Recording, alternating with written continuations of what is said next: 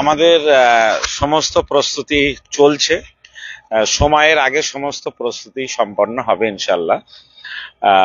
এবং যাতে মানুষ এসে নিশ্চিন্তায় সঠিক জায়গায় গাড়ি রাখতে পারে, সেজন্যে ওসি ট্রাফিক সহ লালবাজারের যারা পুলিশ আধিকারিক আছে তাদের সঙ্গে কথা হচ্ছে, কোথায় কিভাবে মানুষ যাতে কোনোভাবে কষ্ট না পায় সেজন্য কথা হচ্ছে। গাড়িগুলো কোন দিক দিয়ে আনলে সুবিধা হবে, পুলিশের কি কি সহযোগিতা আমাদের দরকার, আমাদের কাছেও ভলেন্টিয়ার স্বেচ্ছাসেবক পর্যাপ্ত চেয়েছে, আমরা সে সমস্ত রকম ব্যবস্থা রেখেছি। আমাদের চেষ্টা হচ্ছে। আপনাদের কি পুলিশের প্রয়োজন হবে বলে মানে তাদের কি করতে নিজেদের ভলেন্টিয়ার যথেষ্ট? আমাদের যা স্বেচ্ছাসেবক আছে, বিগত দিনেও আমরা বড় বড় সভা সমাবেশ তাদেরকে দিয়ে সুষ্ঠুভাবে পরিচালনা করেছি।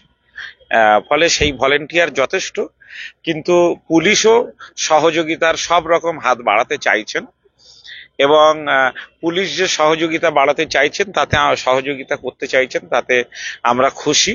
আমরা আশা করছি পুলিশের সহযোগিতা আর আমাদের কর্মীদের প্রচেষ্টা ঐক্যবদ্ধভাবে আমরা সকলকেই সম্পূর্ণভাবে সুষ্ঠুভাবে কালকের সভাটা করতে পারবো। এবং যে লক্ষ্য, যে নরেন্দ্র মোদী সরকারকে একটা মেসেজ দেওয়া এবং আমাদের এই আন্দোলনের আওয়াজটা যাতে দিল্লি পর্যন্ত পৌঁছায়, সেরকম একটা জোরদার প্রতিবাদ হওয়া, ইনশাল্লাহ সেটা অবশ্যই হবে। আর কর্মীদের বলা হয়েছে যে তারা যে গাড়িগুলো নিয়ে আসবেন সম্ভব হলে তারা সায়েন্স সিটির ওখান থেকে মা ফ্লাইওভারের উপরে উঠবেন এবং এসএসকেএম পিজি হাসপাতালের ওখানে নেমে সরাসরি রেড রোড দিয়ে মোহামেডান ক্লাবের পাশে যে জায়গা আছে গোষ্ঠগোপাল মাঠ এবং তার পিছনে বঙ্গবাসী মাঠ, এ দুটো জায়গায় গাড়ি রাখার জন্য পুলিশ নির্দিষ্ট করে দিয়েছেন। এছাড়াও যদি আরো গাড়ি চলে আসে তাহলে পুলিশ ব্যবস্থা করবেন। মোহামেডান ক্লাবের পাশে রেড রোডের দুই পাশেও যদি প্রয়োজন হয় তখন আমরা গাড়ি রাখবো। কতটা মানুষ আসবে বলে মনে করছেন এই পর্যন্ত? এই ইতিমধ্যেই উত্তরবঙ্গ থেকে বিভিন্ন জেলার কর্মীরা তারা ট্রেনে উঠেছেন, তারা হাজার হাজার মানুষ আসছেন এবং বিভিন্ন জেলায় আজও পথসভা চলছে, প্রস্তুতি সভা চলছে। সব রকম প্রস্তুতি বিভিন্ন মসজিদ থেকে, মাদ্রাসা থেকে মানুষ ব্যক্তিগতভাবে, বিভিন্ন সমস্ত সংগঠন নিজেদের উদ্যোগে সমস্ত রকম চেষ্টা চালাচ্ছেন। কোনো সংগঠন সামান্যতম ত্রুটি রাখেনি কালকে সভা সম্পন্ন করার জন্য, সাকসেস করার জন্য। ফলে ইনশাল্লাহ সাকসেস হবে। আমরা শুধু কর্মীদের বলবো যে আপনারা সকাল করে আসুন, নির্ভয়ে নিশ্চিন্তায় আসুন। বাড়ি থেকে আসার সময় একটু পানি, যাতে আপনাদের তৃষ্ণা মেটে, আর তার পাশাপাশি যদি একটু অজু করে আসতে পারেন বা তায়াম্মুমের জন্য একটু মাটি আনতে পারেন তাহলে সুবিধা হয়। আমরা বিভিন্ন জায়গা থেকে আগে আমরা অভিযোগ দেখেছি যে কলকাতায় যখন সমাবেশ হয়েছে, মুসলিমদের সমাবেশ হয়েছে, বিভিন্ন জায়গায় গাড়ি আটকে দিয়েছে, তাদেরকে আসতে দেওয়া হয়নি, এরকম ভাবে অভিযোগ আছে। কি বলবেন সেটা নিয়ে? পুলিশ কতটা আর কি আপনাদেরকে ইয়ে করেছে যে আর সমস্যা হবে না? পুলিশ যথাযথভাবে আশ্বস্ত করেছে যে আমরা জেলার বিভিন্ন থানাতে মেসেজ দিয়ে দিয়েছি যাতে কোনো জায়গায় গাড়ি আসতে কোনো রকম অসুবিধা না হয়, কোথাও যাতে বাধার সৃষ্টি না হয়। সেজন্য পুলিশের অন্যবারের থেকে এবার একটু বাড়তি তৎপরতা দেখা যাচ্ছে। আশা করছি যে সব রকম পিসফুল পরিস্থিতি থাকবে এবং কোথাও যদি অসুবিধা হয় আমরা হেল্প ডেস্ক নাম্বার দিয়ে দিচ্ছি আমাদের গ্রুপগুলোতে। কোথাও অসুবিধা হলে সাথে সাথে তাদেরকে সুবিধাজনক পরিষেবা দেওয়ার জন্য প্রশাসনের সহযোগিতা চেয়ে, পুলিশের সহযোগিতা চেয়ে সাথে সাথে আমাদের কর্মীরা ফোন করবে। কলকাতায় পুলিশ যেমন নিরাপত্তা বলয় তৈরি করছে, ঠিক তার পাশাপাশি আমাদের নিজস্ব নিরাপত্তা বলয় থাকবে।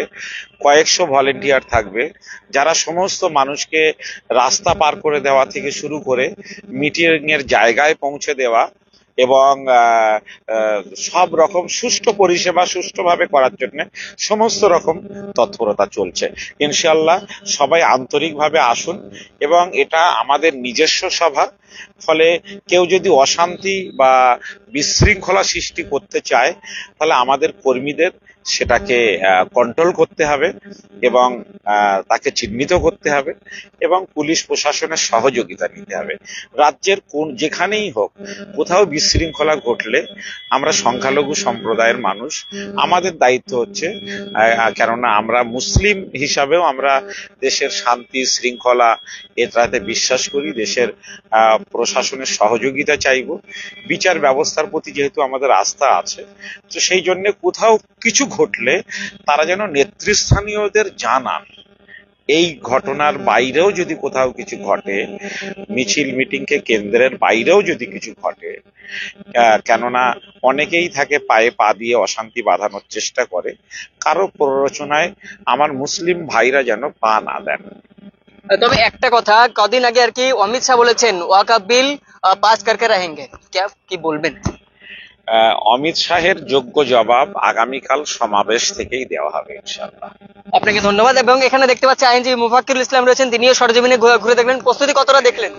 প্রস্তুতি শেষের দিকে। আইনি যে প্রসিডিওর গুলো আছে, আইনি প্রসিডিওর এবং বাকি যে সমস্ত পারমিশনের ব্যাপার স্যাপার গুলো আছে, এগুলো সমস্ত কমপ্লিট করেছে। ভাই বললেন আপনাদের সকলকে যে আইনি পরিষেবা মানে আইনি যে প্রসিডিওর গুলো আছে এগুলো কমপ্লিট হয়ে গেছে। এবার বাকি যে সমস্ত পাবলিকের জন্য কি মেসেজ দেবেন?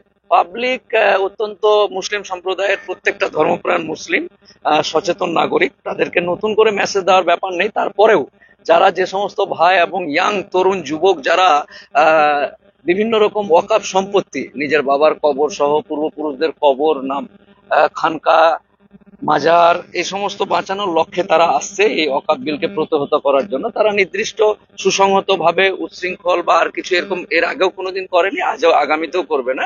তাই নতুন করে মেসেজ দেওয়ার কোনো ব্যাপার নাই।